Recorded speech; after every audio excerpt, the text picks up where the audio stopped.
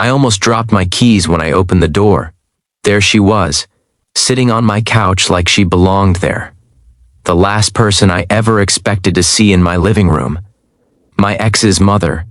Her hands were shaking, her eyes filled with something that looked like fear and hope tangled together. And before I could even ask why she was there, she looked up at me and said words that stopped my heart cold. Before we begin, if stories about real emotions, second chances, and the quiet power of kindness mean something to you, take a moment to subscribe, like this video, and share your thoughts in the comments. This is your channel name, and your support helps keep these stories alive. I stood frozen in the doorway, my coat still on, my mind racing back to a past I had worked hard to forget. 3 years earlier, I had walked out of a relationship that broke me in ways I didn't know were possible. My ex, Daniel, and I had been together for almost 5 years. We talked about marriage, kids, a house with a porch. Then one night, everything collapsed. Lies surfaced. Not cheating, something worse to me. He had been hiding his gambling addiction, draining our savings, borrowing money in my name. When the truth came out, I felt like the ground disappeared under my feet. I left. I cut contact. I blocked his number. I told myself kindness didn't mean letting someone destroy you twice, so seeing his mother, Mrs. Reynolds, sitting there felt like the universe playing a cruel joke. "I'm sorry," I said finally, my voice tight. "I think there's been a mistake." She stood up slowly, as if her body wasn't quite cooperating anymore. She looked smaller than I remembered. Older. Her hair, once dark and neatly styled, was now streaked with gray. "No mistake," she said softly. "I used the spare key. Daniel gave it back to me years ago. I never thought I'd need it. I wanted to be angry. I wanted to tell her this wasn't okay. But something in her eyes stopped me. It wasn't entitlement. It was desperation. "I won't stay long," she said quickly. I didn't know where else to go."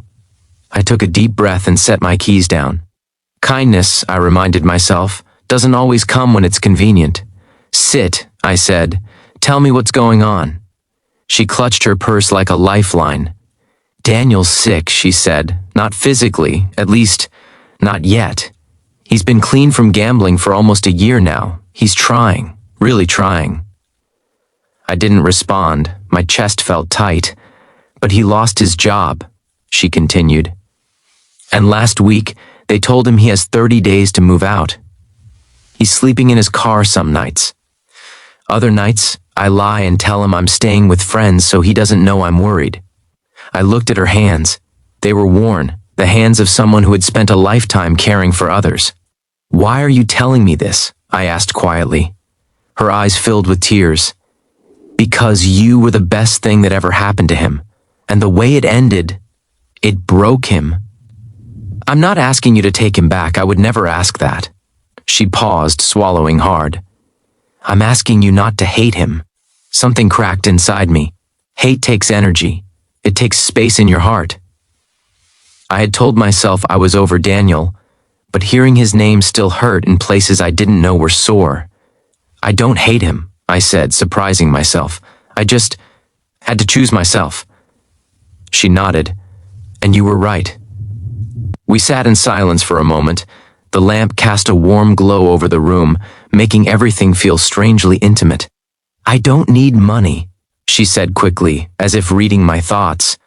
"I just needed to tell someone who knew him when he was good, that he's trying to be that man again." I walked to the kitchen and poured us both some water. When I came back, I noticed she was looking around the room, at the plants by the window, the framed photos on the wall. "You've built a beautiful life," she said. "I'm glad." That's when kindness showed up, not loud, not dramatic. Just quiet and steady.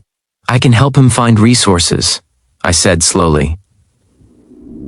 "There are support groups, job placement programs. I know someone at a nonprofit downtown." Her head snapped up. "You would do that?" "Yes," I said, "because people can change, and because suffering alone doesn't help anyone." She reached across the couch and squeezed my hand. Her grip was weak, but the gratitude in it was powerful. "Thank you," she whispered. "You have no idea what this means." Before she left, she hesitated at the door. If you ever want to talk to him, he'd listen. But if not, I understand. I nodded. Tell him I wish him peace. After she left, I sat on the couch for a long time. I thought kindness meant giving people endless chances, but sometimes kindness is offering help without reopening old wounds. Sometimes it's choosing compassion without sacrificing your boundaries. A week later, I got an email from the nonprofit. Daniel had shown up. He had enrolled in a program. He had thanked them for the referral from me. I didn't reply. I didn't need to.